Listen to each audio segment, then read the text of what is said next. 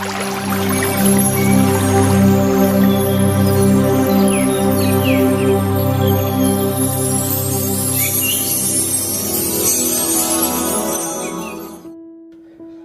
channel pothamina sikhamina simiyeng tabiri besing khwai kuni mako ahan mukta danga siso dumak dong gimarup kamisor mangang na taram na uksari amadi ikokno na kurumjari channel asina paring naina sandoktuna laiba nang yek karino haibagi ngasi taret subat tangkakta thamjariba topic asina mamangda mangang dagi tongan ba atopa yek singda matang on kibagi matangda thamjakre taruk subat tangkakta ngasi taret subat tangka asida lemhoriba yek sing asida yek amadagi yek amada on kiba yumnak sing adu kari no haibado miyamda kudol tamjage luyeng tamenasi ahanbada luwang yektagi matang on kiba sing karam ba yumnak sing no haibado miyamda kudol tamjage asangbam yumna asi ahanbada luwang urami luwang dagi moirang onki ayekpam yumna asisu ahanbada luwang urami luwang dagi mangang dagi khangan ba oiki aswoibam haibasisu ahanbada angom urami angom dagi amuk matangda luwang do olakpani uri khinbam yumna asi mangang urami mangang dagi luwang urakhi usam haribi yumna asi ahanbada mangang urami mangang dagi luwang dagi moirang dagi amuk hojik angom oiri asumna matang hairakpada kong pasam haribi yumna asi mangang urami mangang dagi luwang oiki khoibam su luwang urami luwang dagi angom orakhi khumuksam asi luwang urami luwang dagi khangan oiki khangan dagi khuman oiki khunjam haribi yumna asi mangang urami ahanbada matangda luwang onki ngangom sina mangang urami mangang dagi luwang onki luwang dagi amuk aroibada moirang onki mathangda ngangbam haribi yumna asina ahanbada khuman urami khuman dagi luwang oiki mathangda songtham ahanbada khuman oi mathangda moirang onki moirang dagi khangan ba onki salang le sangthem amuk leiki mathangda moirang mu oiki mathangda angom mu oiki sumna songtham haribi yumna asi maron taruklak thokna olaga aroibada angom oidun leiki takelambam luwang dagi mangang oiki thangjam luwang orami luwang dagi angom onki angom dagi moirang dagi salang le sangthem mathangda khuman onki nahakpam ahanbada mangang dagi luwang onki nanbam khuman orambadagi luwang da onki nongthongbam mangang dagi luwang onki luwang dagi angom onki yumlembam luwang dagi angom onki yelangbam khangan ba orami mathangda salang la sangthem onki mathangda luwang onki aroibada angom onki yangambam mangang orambadagi luwang onki laikangbam mangang orambadagi luwang onki waikhom mangang urambadagi luwang onki wanglelbam luwang urambadagi angom dagi moirang onki senjam angom dagi luwang onki luwang dagi mangang onki soram mangang urami ahanbada mathangda angom onki angom dagi luwang amuk luwang dagi khuman onki singkhangbam mangang urami mangang dagi luwang dagi moirang onki sakapam luwang orami luwang dagi khuman onki haurongbam khuman orami khuman dagi moirang dagi khuman onki amuga huirongbam mangang orami mangang dagi luwang onki hariba yumnak sing asi mapung oina luwang yekdagi matang onki ba yumnak singni mathangda khuman yekdagi matang onki ba yumnak sing amuk myam kudol tamjage asem haribi yumna asi khuman orami khuman dagi moirang onki ahibam khuman orami khuman dagi moirang dagi salang le sangthem dagi khangan ba aroibada mangang oiri amom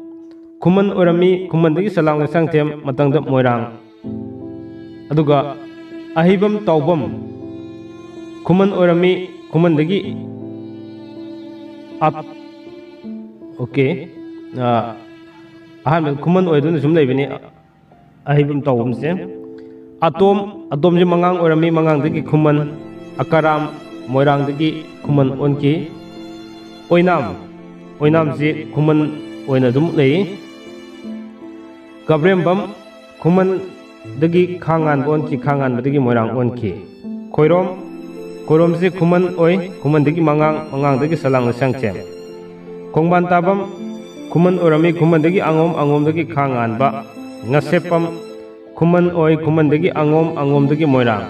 songtham kuman orami kuman dagi moirang dagi khangan ba matang da salang sangchem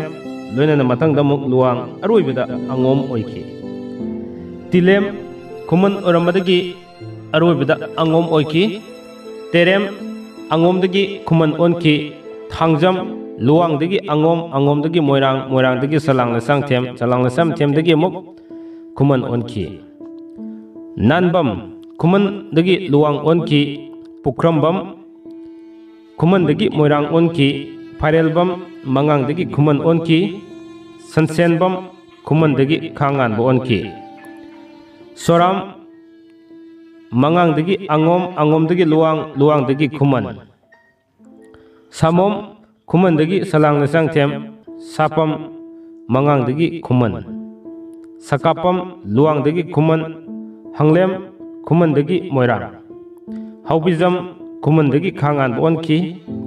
haurongbam kuman dagi moirang dagi luang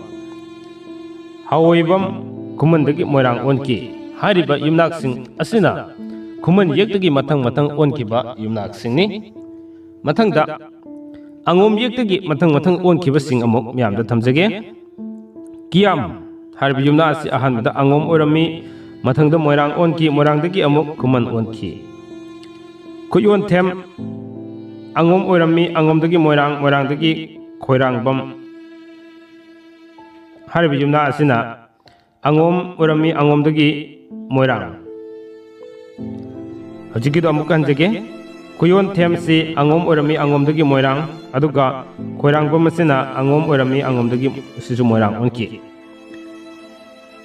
thogan bam angom orami angom dagi salang lasang tem posang bam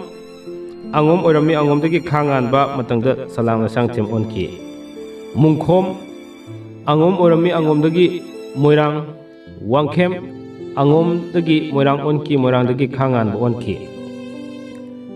sandongbam angom orami angom dagi moirang haiwam ahan bada angom orami matang da salang lasang tem onki hairiba yumnak sing asina angom dagi matang onki ba yumnak sing aduni matang da moirang yek dagi matang onki ba yumnak sing asi kari no habido mu kudol tamjage akaram moirang lerami moirang dagi kuman onki kaburambam moirang dagi khangan bo onki nauksekpam moirang dagi salang lasang tem onki wakambam moirang dagi salang lasang tem onki warepam moirang dagi mangang dagi kuman wanglembam moirang dagi angom wangbijam moirang dagi khangan ba onki sankhom moirang dagi kuman onki haribi yumnak sing asi moirang yek dagi matang onki ba yumnak sing ni matang da khangan ba yek dagi matang onki ba sing thamjage konjengbam khangan bo orami matang da moirang onki matang da salang lasang tem onki aroi bida angom onki konthaucham haujina konthaucham hairuna khangnari ba yumna asi ahan da khangan ba lerami matang da salang lasang tem onki kumujam khangan badagi kuman onki khuraijam khangan badagi salang lasang tem onki yelangbam khangan ba matang da salang lasang tem matang da luang matang da angom onki asumna langon jam khangan bo oramadagi salang lasang tem onki hengakpam khangan bo leramadagi kuman onki aroi beda salang lasang tem yektagi matang onki ba yumnak sing asi kudol tamjage khagokpam haibi yumna asi salang lasang tem dagi angom onki khosnam mangang dagi salang lasang tem matang da angom onki khoirom kuman dagi mangang dagi salang lasang tem olaki Korean bam mangang dagi salang lasang tem Kuraijam khangan ba dagi salang lasang tem onki Tongbram salang lasang tem dagi angom onki Taurang bam salang nasang temdagi angom onki nausekpam salang nasang temdagi angom onki